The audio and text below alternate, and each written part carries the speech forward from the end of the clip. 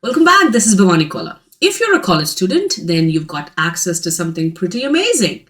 2 free months of ChatGPT Plus, of course, courtesy OpenAI.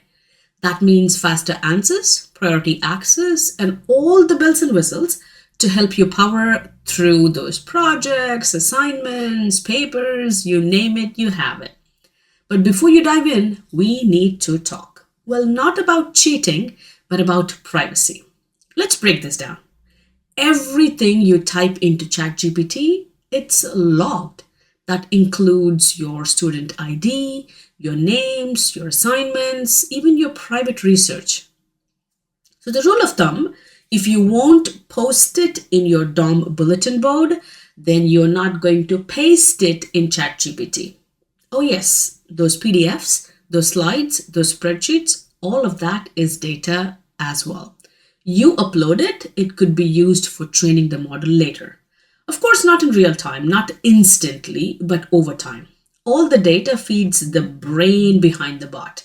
And this process is called reinforcement learning from human feedback, RLHF. Sounds very fancy, but here what it is. Your input is their training data. Your habits are models' behavior over time. So be very intentional with what you give it. So you ask, Bhavani, how do I use it wisely? Well, don't put in your personal information, don't upload sensitive documents, and go to your settings, data controls, and toggle off that training data option. Bottom line, use ChatGPT as a smart assistant, not a private journal. Stay sharp, protect your data, and still get awesome benefits, especially when it's free.